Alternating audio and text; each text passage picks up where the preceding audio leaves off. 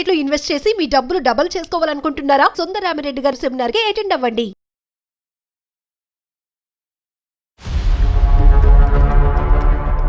ఇప్పుడు ఫుల్ గా చాలా మారిపోయారండి. అడిషనల్ అయిపోయి ప్రతి మాటకి తిడుతున్నారు. హౌస్ వైఫ్ అంటే ఎన్ని పనులు చేయాలండి ఇంట్లోనూ. నేను అసలు తట్టుకోలేకపోతున్నాను. ఈ మధ్యన చచ్చిపోవాలని అంత బాధ వస్తుంది. లవ్ లో ఇష్టపడి ఒక అబ్బాయిని ఇష్టపడిందండి. ఇంట్లో లేచి వెళ్ళిపోయిందండి. అన్నం పెట్టి అవండి అంటే కూడా దయ్యమని మీద పడిపోతారండి. అసలు పిల్లలు మీరు కలిసి సొసైటీలో నన్ను తలెత్తుకోలేకుండా నాశనం చేశారు. హౌస్ వైఫ్ అన్న తర్వాత ఇంట్లో తిని కూర్చోవటం కాదు.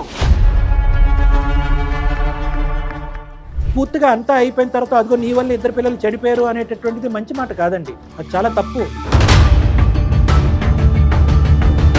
పిల్లలు చేసిన పనికి నేను సొసైటీలో తలెత్తుకోలేక సగం తెచ్చి బతుకుతున్నాను. ఇంకా ఈ మీడియాలు ఛానళ్ళు అవి అని చెప్పి నన్ను పూర్తిగా చంపేదలుచుకున్నారా? మీరు ఫుల్ టైం జాబ్ చేస్తున్నారు కాబట్టి పిల్లలు పెంచేటటువంటి విధానం కేవలం ఇంట్లో ఉండే హౌస్ వైఫ్దే ఫుల్ టైం జాబ్ అనేది ఎవరు రాశారు, ఎవరు నిర్ణయించారు?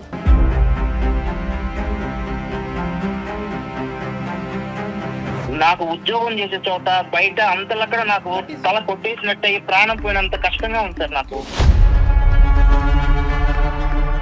అసలు మీ ఇద్దరి మధ్యన ఈ డిస్ప్యూట్ అనేటటువంటిది క్లారిఫై అవ్వకపోతే వాళ్ళిద్దరు జీవితాలు మీరు నిలబెట్టలేరు. మీ వరకే కాదు, మేము ఎలాగన్నా కొట్టుకుంటాం, పిల్లలు మాత్రం బాగవ్వాలి అంటే sorry, that is impossible. A psychiatrist ఏమీ చేయలేదు.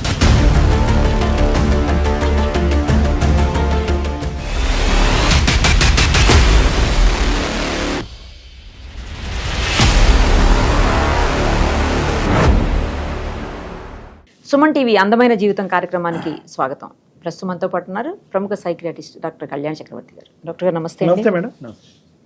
ఒక ఈమెయిల్, అదేంటంటే ఆ ఈమెయిల్ చూస్తే అందరికీ ఉండే కామన్ ప్రాబ్లం ఏమో అనిపించింది, బట్ కానీ ఫేస్ చేసే వాళ్ళకే ఆ బాధ తెలుస్తుందేమో అనిపించింది. సుహాసిని గారు సార్ ఆవిడ పేరు, సుహాసిని అనే ఆవిడ మనకు మెయిల్ చేశారు.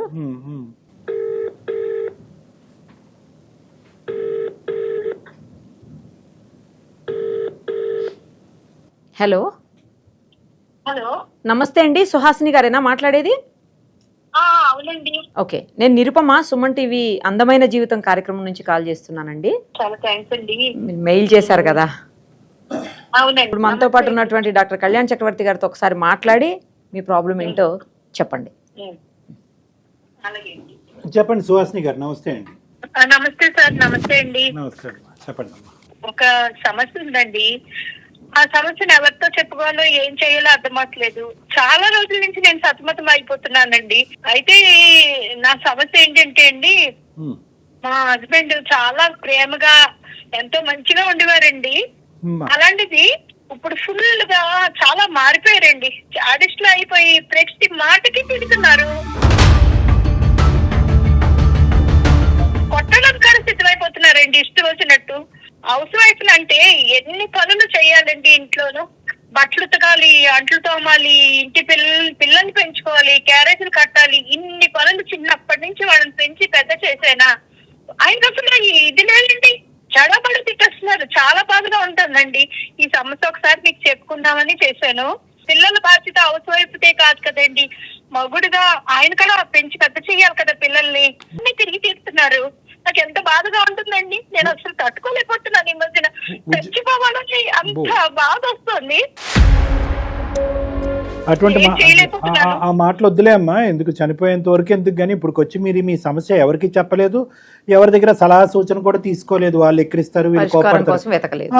మీరు అలాంటప్పుడు ఇంకా మాకు ఫస్ట్ కాల్లోనే ఇంకా నేను బ్రతకను అంటే ఎలా? ఉద్యోగం అయితే చేస్తాడుగా.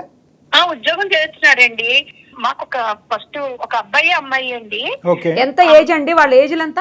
పాప వయసు 23 ఏళ్ళండి, బాబు 20 ఏళ్ళ అబ్బాయి అండి. అయితే ఈ మధ్యన మా పాప కాలేజీకి అది వెళ్ళి చాలా శ్రద్ధగా వెళ్ళి అన్ని పాపం చదువుకుని బానే ఉండేది. లవ్ లో ఇష్టపడి ఒక అబ్బాయిని ఇష్టపడిందండి. ఇంట్లోంచి లేచి వెళ్ళిపోయిందండి. బాబు ఏమో బ్యాడ్ అప్డేట్స్ అలవాటు అయిపోయాడు. పరిస్థితి చూస్తేనేమో చాలా ఇలా భయంకరంగా అయిపోయింది. దాంతో ఆయనకి ఊరు వాడ పరువు పోయి తలెత్తుకుని తిరగలేక చుట్టాలకు చెప్పుకోలేక చాలా బెంగపడిపోయి ఇప్పుడు అదంతా కారణం అంతా నేనే అని అంటారండి. నేను మాత్రం ఏం చేస్తాను, నాకు బాధగానే ఉంది. అటు పిల్లలకి చెప్పుకోలేకపోయాను, ఇటు మొగుడికి చెప్పుకోలేకపోయాను అని నేను ఏం చేయాలో నాకు అర్థమవక చాలా బాధలో ఉన్నానండి. ఈ సమస్యని మీరు క్లియర్ చేస్తారని. ఇప్పుడు ఇంట్లో లేదా పాప?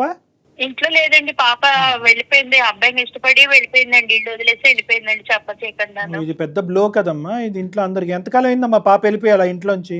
1 year అయిందండి. 1 year అయిపోయింది పాప వెళ్ళిపోయి కూడా. పోనీ ఎక్కడున్నా కూడా క్షేమంగానే ఉందా? మాకు అసలు విషయం తెలీదండి, ఎక్కడుందో ఏమీ తెలీదు, ఎలా ఉందో తెలీదు. దాని గురించి ఓ పక్కన నేనేమో బెంగ పెట్టుకున్నాను, ఓ పక్కనేమో ఈయన ఈ బాధలు అవి తట్టుకోలేకపోతున్నాను. అసలు ఏం చేయాలో నాకు అసలు అలా కదమ్మా, అర్థం. ఫస్ట్ ఆడపిల్ల ఇంట్లోంచి వెళ్ళిపోయినప్పుడు మీరు పోలీస్ కంప్లైంట్ పెట్టుకుని ఆ ప్రక్రియను ఏదన్నా చూడాలి. కానీ మీరిద్దరు ఇంట్లో కూర్చుని కొట్లాడుకుంటే ఎలాగమ్మా? నీ తప్పు అని. ఆ అమ్మాయి సంగతి ఎప్పుడు మిస్సింగ్ కేసు ఏదో పెట్టాలి, పోలీసుల ద్వారా మాట్లాడిపించాలి. ఆడెవడో వెళ్ళిపోయినోడు నిజంగా మంచోడో లేదంటే కిడ్నాపరో ఇంకోటో ఇంకేమన్నా అవ్వ ఉండొచ్చు కదా. అంత ఇష్టపడి ఆ అబ్బాయితో వెళ్ళిపోయినప్పుడు ఇంకా అమ్మాయి గురించి ఇంకా ఎందుకు ఆలోచించాలన్న ఉద్దేశంతో ఊరుకుని పోయాము.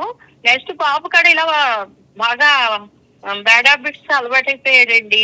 అస్సలు మారట్లేదు, ఎంత చెప్పినా వినట్లేదు. మీ నాన్న కోపం వస్తుందమ్మా, మీ నాన్న అని చెప్పినా కూడా అర్థం చేసుకోవట్లేదండి పిల్లాడు కడాను. దాంతో ఈయన చాలా కోపం వచ్చేస్తుంది. అంత కోపం కూడా నా మీద తీర్చుకోవాలనుకుంటారు తప్ప పిల్లాడిని చూసుకోవాలి చెయ్యాలన్న ఆలోచన అన్నదే లేదండి. సరేనమ్మా అమ్మ, మీరు పాప వరకు ప్రేమించి ఒక అబ్బాయితో వెళ్ళిపోయింది.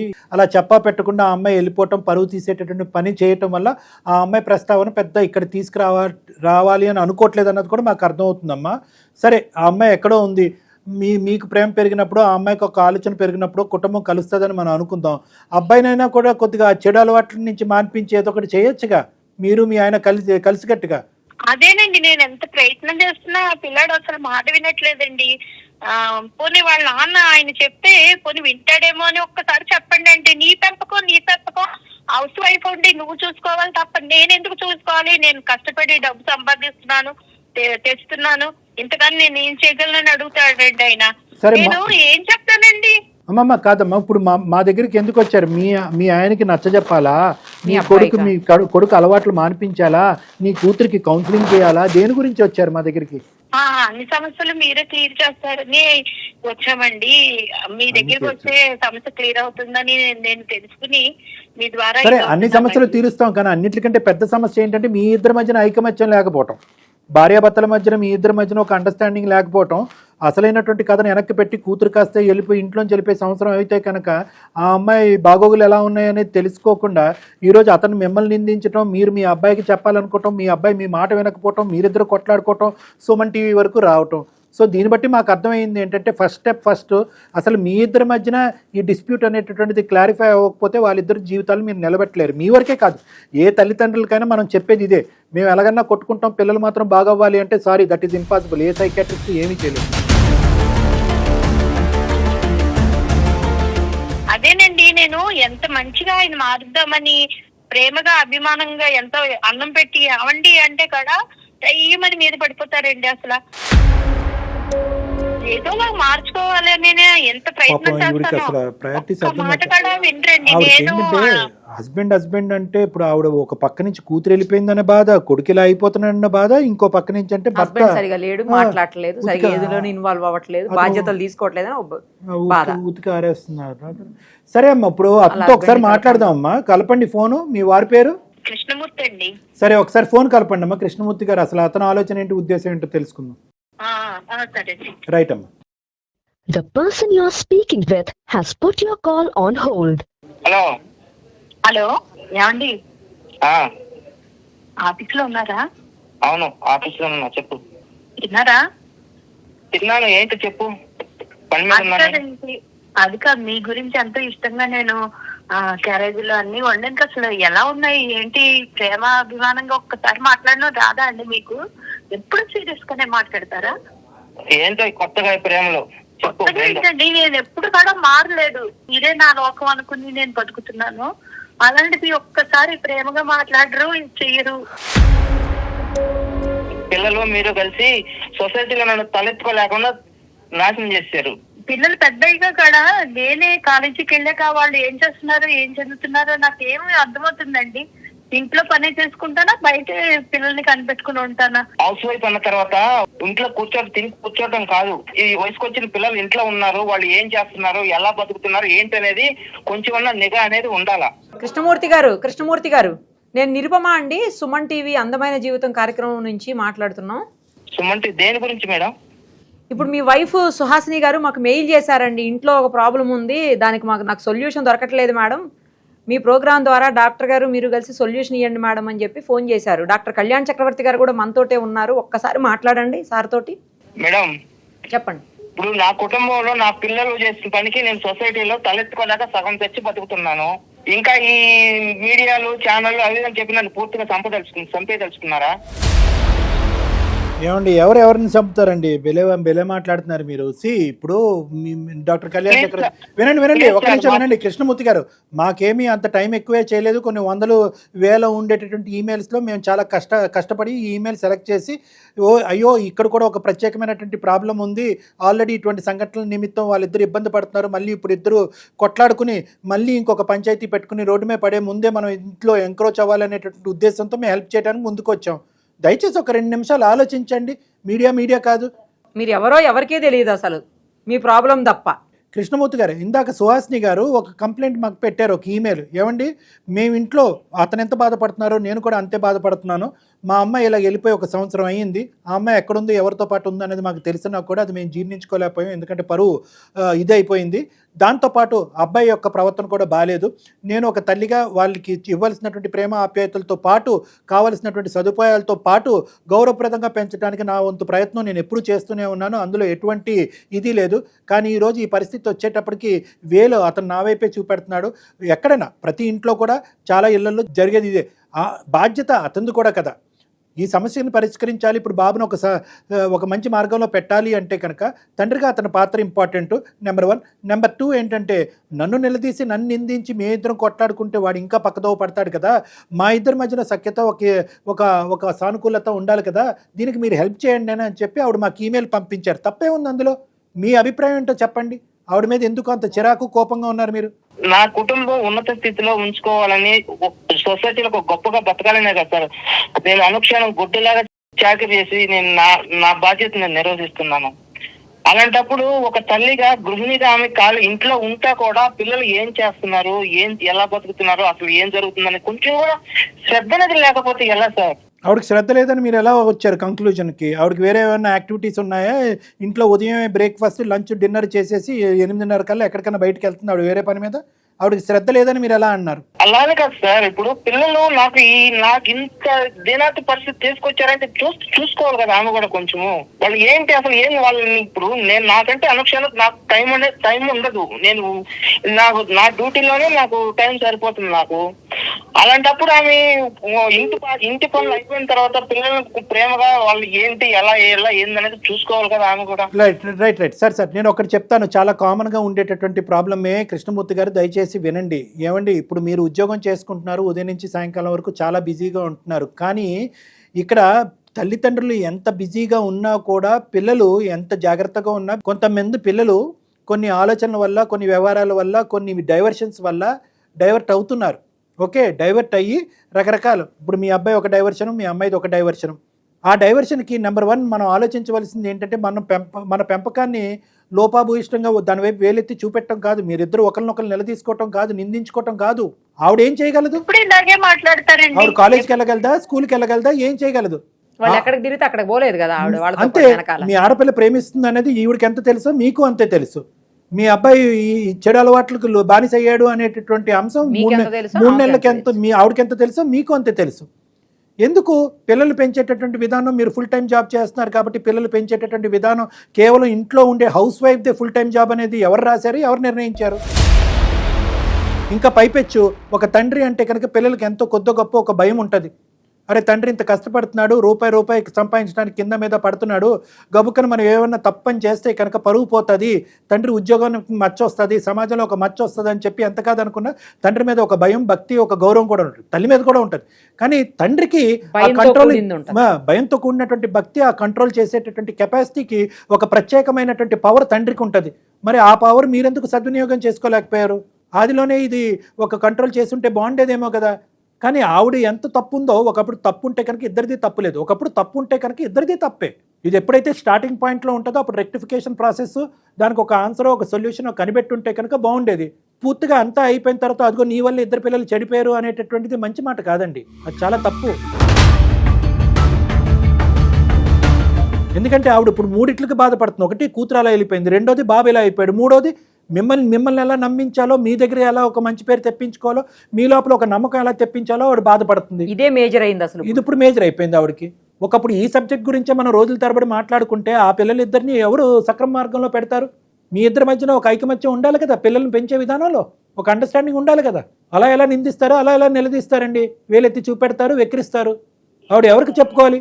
నాకు ఉద్యోగం చేసే చోట బయట అంతలక్కడ నాకు తల కొట్టేసినట్టు ప్రాణం పోయినంత కష్టంగా ఉంది సార్ నాకు. కృష్ణమూర్తి గారు, ఒక్కటి జాగ్రత్తగా గుర్తుపెట్టుకోండి, మీకెంత పరువు పోయేటటువంటి పనో ఆవిడకు కూడా అంతే పరువు పోయేటటువంటి పని. మీ పరువు వేరు, ఆవిడ పరువు ఏది కాదు, ఇది కుటుంబ పరువు.